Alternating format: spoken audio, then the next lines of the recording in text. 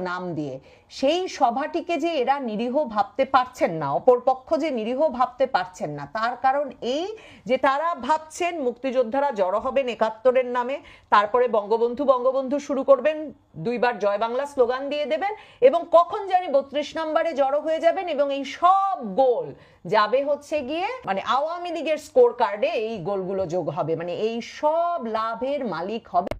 রাজধানী ঢাকায় Dhaka reporters unity মিলনায়তনে মঞ্চ ৭১ নামে একটি সংগঠনের অনুষ্ঠানে জুলাই যোদ্ধারা উপস্থিত হয়ে অনুষ্ঠানের বক্তাদের ওপর এক রকমের হামলা এবং কেন তারা জড়ো হয়েছেন এই নিয়ে প্রতিবাদ, এবং এরা সকলেই আওয়ামী লীগের দোসর ছিলেন এই বলে এদেরকে চিহ্নিত করার পর যে মব সৃষ্টি হয়, সেই মব সৃষ্টির মুখে পুলিশ লতিফ সিদ্দিকী, আওয়ামী লীগের বহিষ্কৃত নেতা মন্ত্রী এবং ঢাকা বিশ্ববিদ্যালয়ের প্রফেসর শেখ হাফিজুর রহমান কার্জন, তারপর সাংবাদিক মঞ্জুরুল আলম পান্না সহ বিভিন্ন ব্যক্তিবর্গকে তুলে নিয়ে গেছে ডিবি অফিসে। তারা ঘন্টার পর ঘন্টা ধরে আটক আছেন। দুপুর ১২টার দিকে তাদের নিয়ে যাওয়া হয়েছে এবং বিকাল পর্যন্ত, এখন পর্যন্ত যে খবর পাওয়া যাচ্ছে তাতে ডিবি পুলিশ বলছে যে তারা জিজ্ঞাসাবাদ শেষে সিদ্ধান্ত নেবে যে এদেরকে আটক করা হবে না ছেড়ে দেওয়া হবে। মানে বুঝতেই পারছেন উপর মহল থেকে কি নির্দেশনা আসে,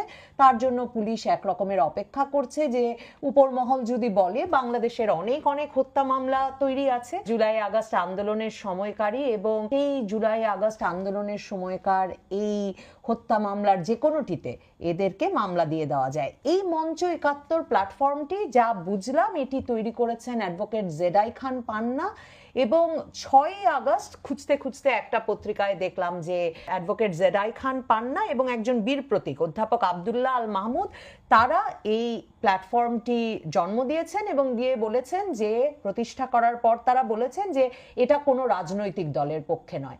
কিন্তু আসলে মঞ্চ ৭১ নামটি দিয়ে ফেলার ফলেই কি এই সংগঠনটি আওয়ামী লীগ হিসেবে চিহ্নিত হলো? আমার মনে এই প্রশ্ন জেগেছে, কারণ আমি অনেক সংবাদ মাধ্যমে দেখছিলাম ইন্টারনেটে যে তারা শিরোনাম করেছে মঞ্চ ৭১-এর নামে আওয়ামী লীগের গোপন মিটিং। এখন দেখেন আওয়ামী লীগের এই গোপন মিটিংয়ে উপস্থিত হচ্ছে কারা? আওয়ামী লীগ থেকে সেই ২০১৪ সালে বহিষ্কৃত লতিফ সিদ্দিকী, জড়ো হওয়ার কথা ছিল, মানে যাওয়ার কথা ছিল ডক্টর কামাল হোসেনের, মানে গণফোরাম নেতা, এবং কত কত বছর আগে আওয়ামী লীগ থেকে তিনি বেরিয়ে গেছেন এবং আওয়ামী লীগের সঙ্গে তার সম্পর্কটা কতই খারাপ সেটাও আমরা জানি। ২০১৮ সালেও তিনি বিএনপির সঙ্গে জোট বেঁধে ধানের শীষ প্রতীক নিয়ে কিন্তু তার দল নির্বাচন করেছে। তো এহেন ব্যক্তিরা উপস্থিত হয়েছে, কিন্তু মঞ্চ ৭১ নামটাই তাই আমার কেন জানি মনে হচ্ছে একে আওয়ামী লীগের মিটিং ভাববার একটা গুরুত্বপূর্ণ ভূমিকা রেখেছে।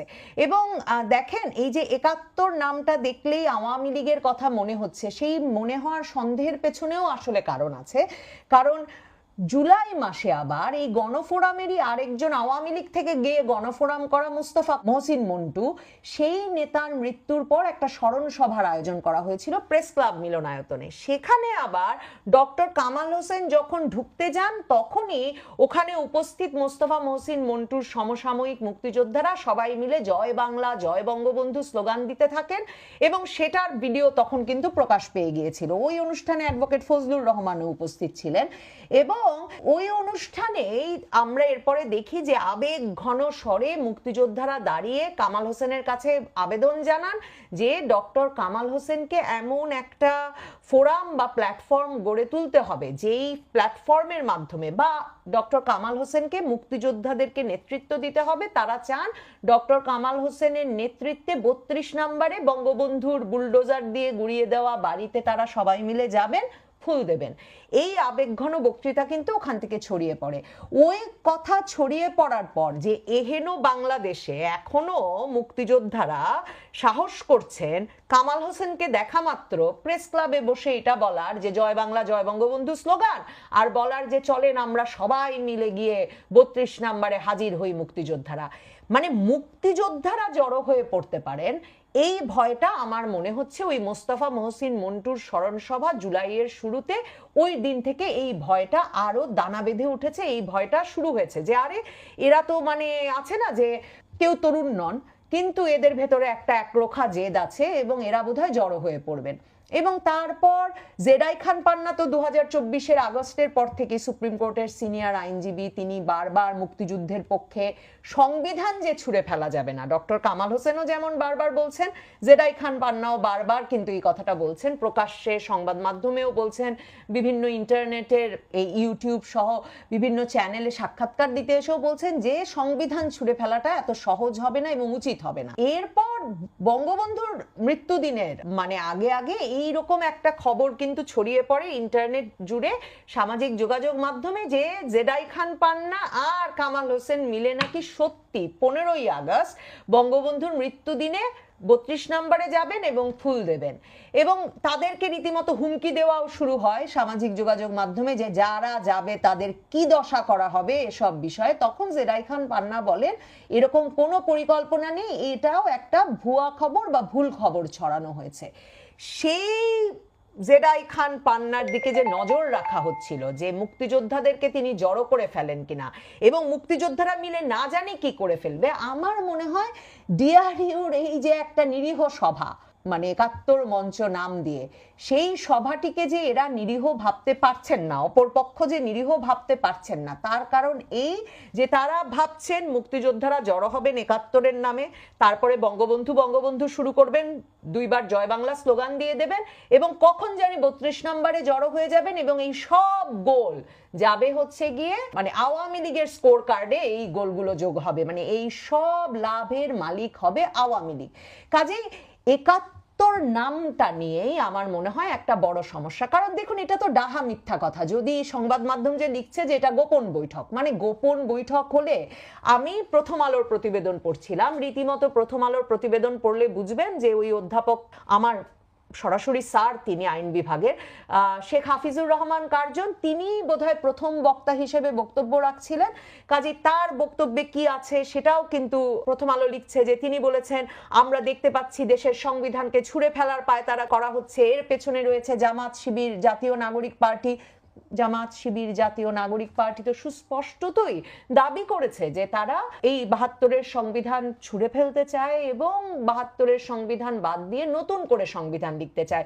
জামায়াতের আমির সরোয়ার্দী উদ্যানে তাদের বিরাট মহাসমাবেশে কথা বলেছেন। এনসিপি প্রতিনিয়ত বলছে এবং বলছে গণপরিষদ নির্বাচনের মাধ্যমে নতুন সংবিধান লিখতে হবে। কাজেই এই কথাগুলো তিনি বলেছেন এবং বলেছেন অধ্যাপক ইউনূসের নেতৃত্বে তারা মুক্তিযোদ্ধাদের জুতার মালা পরাচ্ছে। এই সরকারের আমলে, ইউনূস সরকারের আমলে মুক্তিযোদ্ধারা নানা রকম হয়রানির শিকার হচ্ছেন, জুতার মালা পরছেন, আজকেও লতিফ সিদ্দিকীর গায়েও হাত পড়েছে, এগুলো তো মানে হচ্ছে, এই কথাটাকে তিনি বলেছেন। এবং তারপরেই নাকি শেখ হাফিজুর রহমানের বক্তব্য শেষ হওয়ার পরেই মিছিল নিয়ে একদল ব্যক্তি ডিআরইউ মিলনায়তনে ঢোকেন।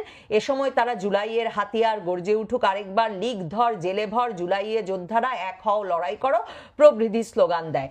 তো এরপর দুপুর 12:15টার দিকে পুলিশের একটি দল এলে তারা পুলিশের কাছে লতিফ সিদ্দিকী, অধ্যাপক শেখ হাফিজুর রহমান সহ অন্তত 15 জনকে তুলে দেন। মানে তারা যে আসলে পিটিয়ে রক্তাক্ত করেন নাই, তারা যে আরো অপমান করেন নাই, ভয়াবহ আরো কোনো ঘটনা ঘটেন নাই, বরং তারা পুলিশের কাছে দিয়েছেন, মানে তারা আইন শৃঙ্খলা রক্ষাকারী বাহিনীর হাতে তুলে দিয়েছেন, একটা আইনি কাঠামোতে দিয়েছেন।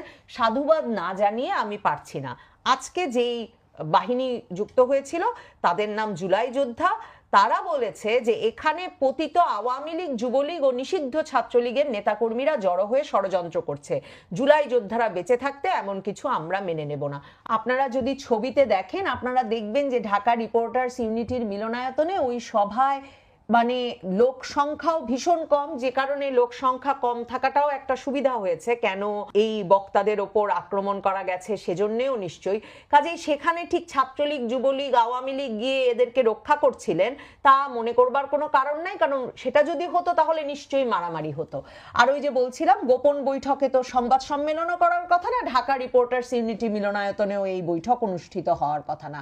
কাজেই মূলত বিষয়টা হচ্ছে 71 নামে কিছু করলে, সেখানে জড়ো হলে এ ধরনের ঘটনার সম্মুখীন হতে হবে, সেটার একটা বার্তা সুস্পষ্টভাবে আজকে পৌঁছে গেল।